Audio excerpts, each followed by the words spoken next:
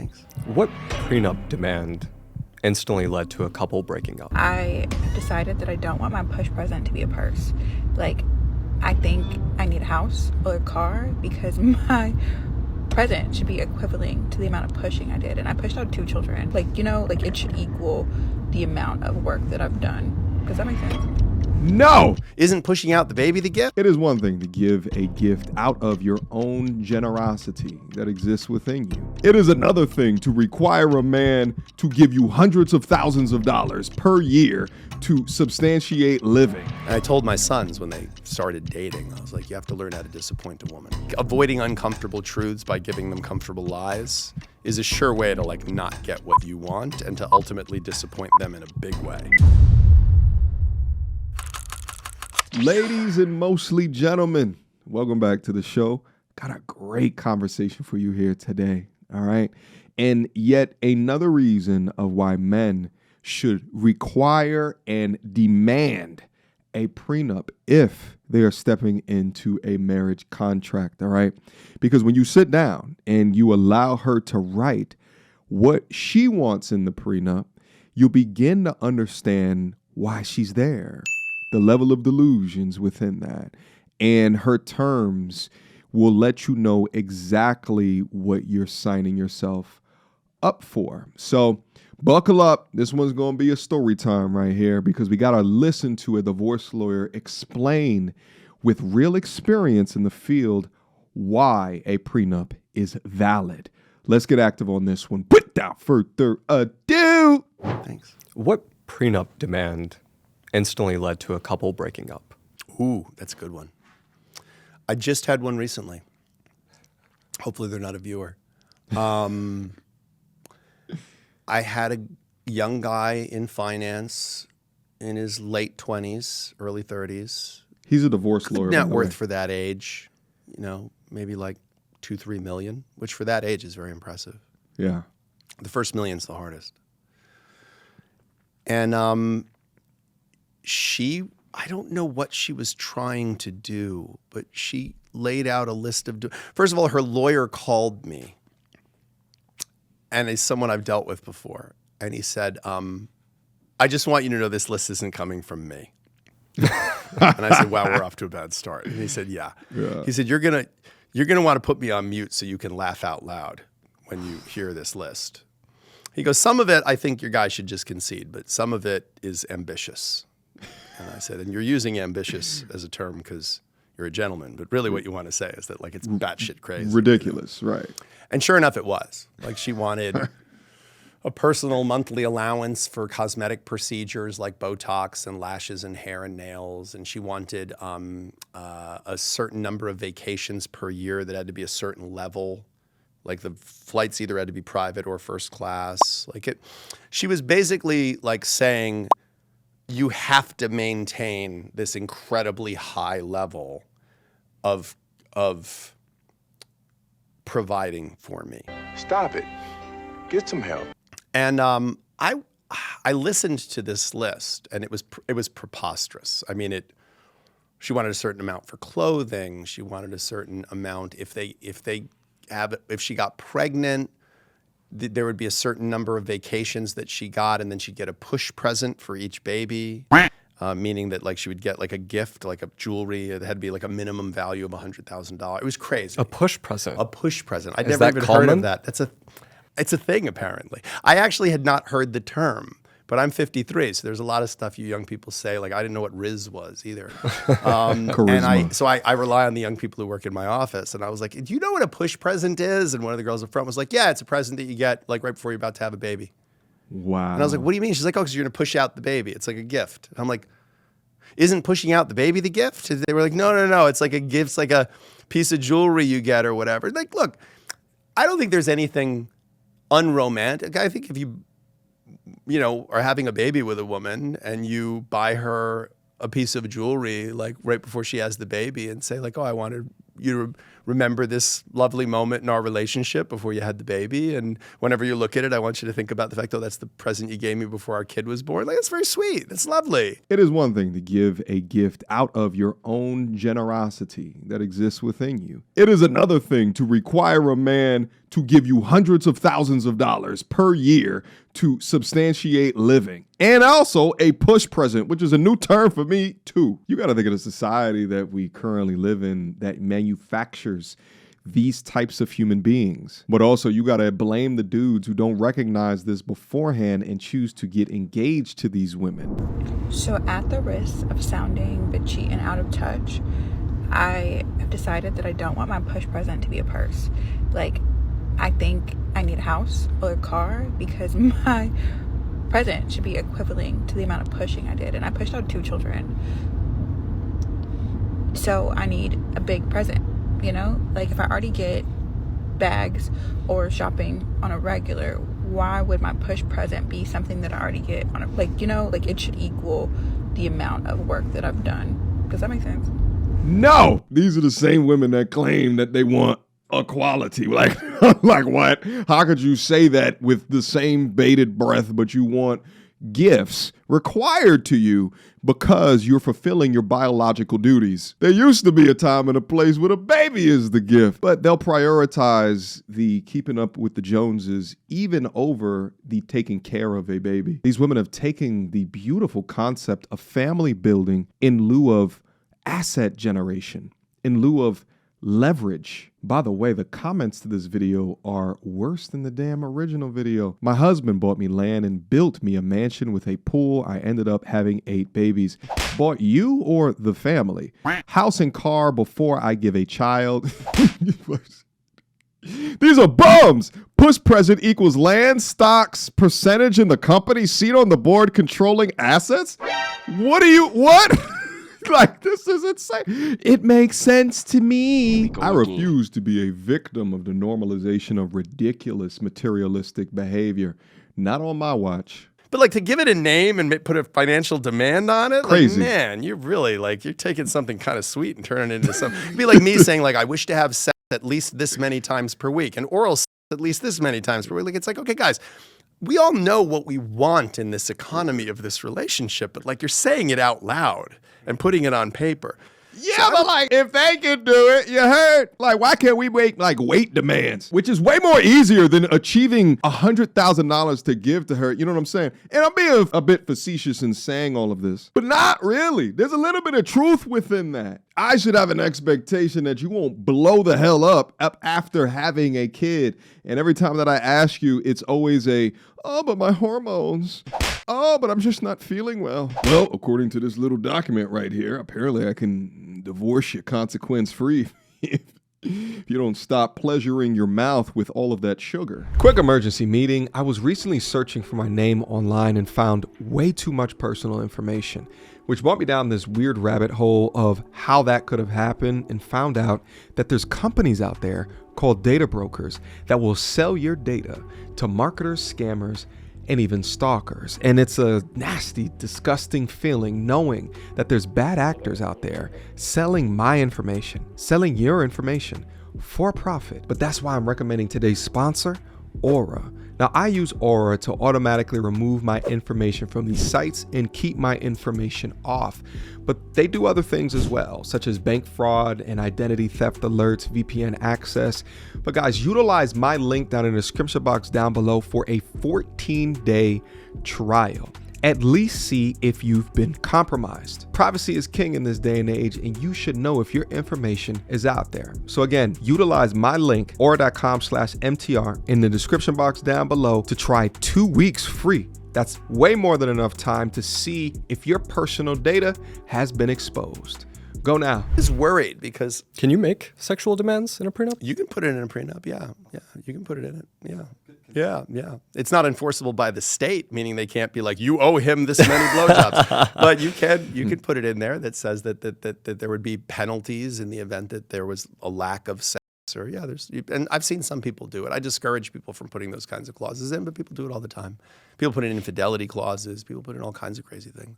I just had someone who put in, if your mother moves in with us, I get X number of dollars a month, because I guess she didn't like her soon-to-be mother-in-law. Sometimes the most powerful, successful, dominant men are utterly terrified of the women they're in relationships with. It's shocking to me, because it is not how I am wired in relationship. Like, I am not someone who's like afraid to tell someone something they don't want to hear.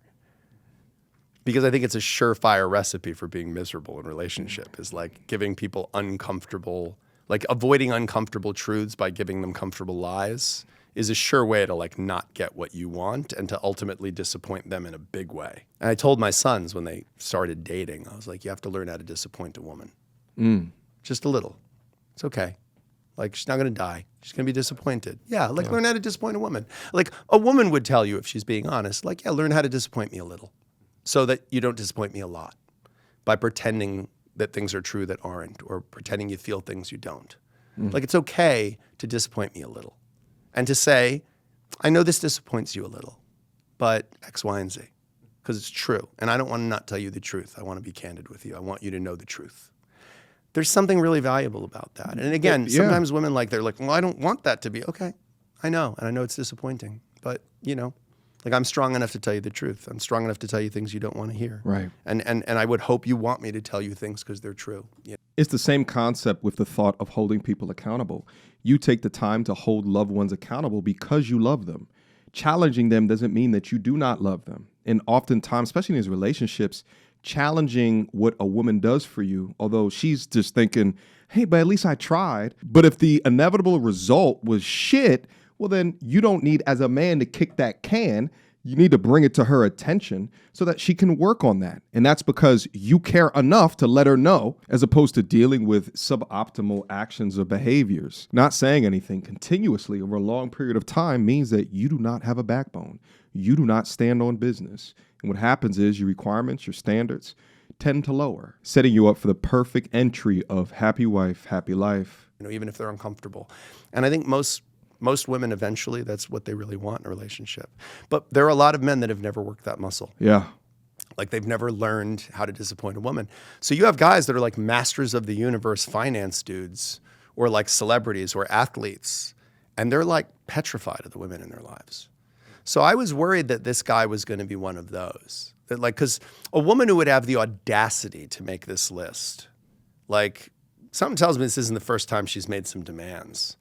So I was like, oh boy, like, is this guy really going to be like, all right, I'll do the present, but it's not 100,000, it's 50,000. And won't do 6 trips, I'll do 4, you know, like, are we really going to have a negotiation like this? Because it's his life, not mine. Like, my job is just to make it legally binding, man. And it was great because I called him sort of, all right, I don't know what I'm going to get here, but like, my experience tells me I'm going to get a guy who's going to like see it as a negotiation. So he hadn't seen it yet. No, yeah. This was something they did separately. Yeah, they each had their own counsel. Is that common? Yeah, it's pretty common. It's pretty common that when you're doing a prenuptial agreement, you have what's called potentially adverse interests, meaning more for you is less for her and more for her is less for you. So one lawyer can't represent both of you. You each have to have your own attorney, or one of you has to have an attorney and the other one can be unrepresented. But I guess the separate formulation, though, like... Yeah, so look, in a better situation, someone comes in for a consultation about a prenup. I explain to them their rights and obligations in the absence of a prenuptial agreement, and then what you can do with a prenuptial agreement. And then they sit down with their fiance and they come up with the rule set that makes sense for the two of them. And then they call me or email me and say, okay, this is what we've agreed to. And then I write it up and make it legally binding. And their fiance brings it to a lawyer, and the lawyer says, yep, it says what you think it says. It says what you and your fiance agreed upon. They both sign it and they go live happily ever after.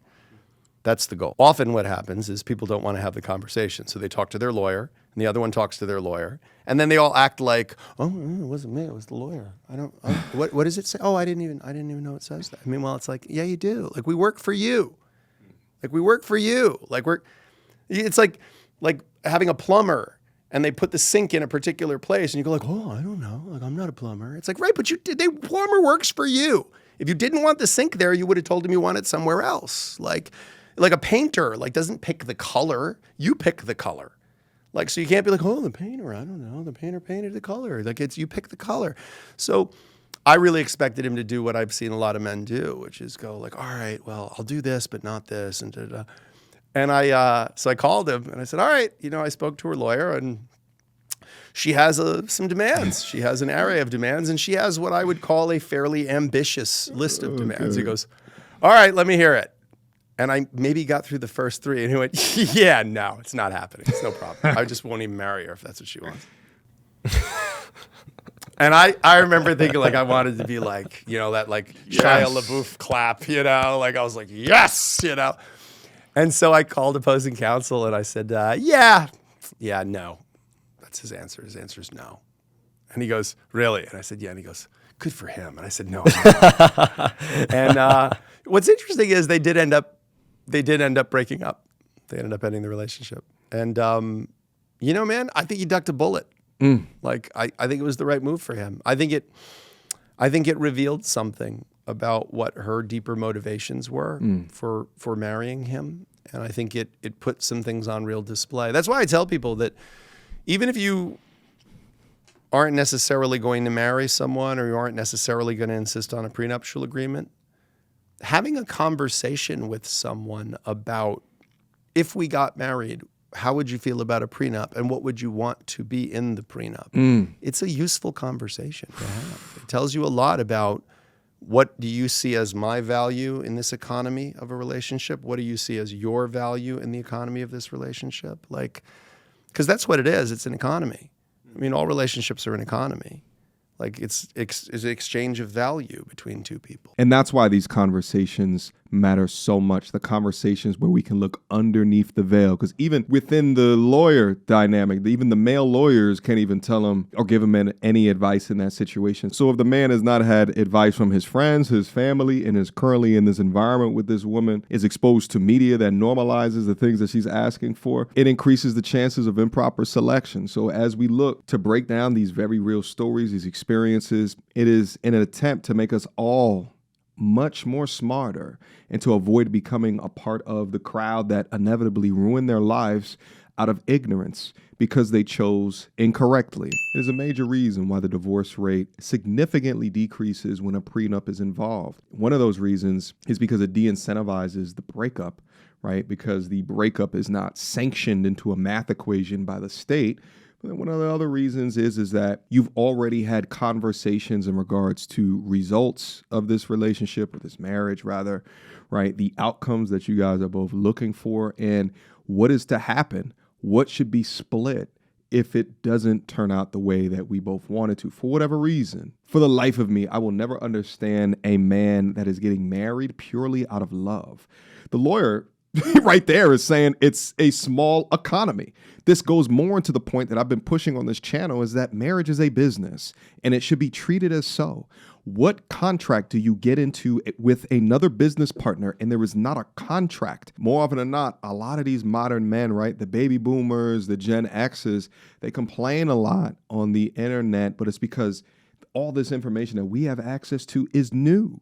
So now men are becoming more educated, not just signing the contract on the government's bottom line, but also thinking through ways in order to mitigate risk. And shout out to this finance bro, because it seems to me that he mitigated one of the biggest risks within his life. And it's hilarious to me because, you know, one of the primary concepts of finance is risk mitigations. And the divorce lawyer actually talked about this, is that how these dudes are, you know, incredibly smart, well educated, but if they haven't worked on that relationship muscle, and I guess specific to that, worked on the muscle of being disappointing to a woman of interest, then they may not be skilled in the art of understanding the basis of the relationship or even holding her accountable. So, but nevertheless, I'm glad that he figured out the relationship mistake that he was about to make. And I think that's really what the main idea is for most men today is that whether you a small fish in a big pond or a big fish in a small pond, right? The more that you gain within your life, the more dangerous that a mistake like this will become. When you ain't got nothing, reckless mistakes like this will generally just cost you time. Now, that could be valuable time in the gym, and then you got to restart, right? You got to start over and then continue on figuring it out.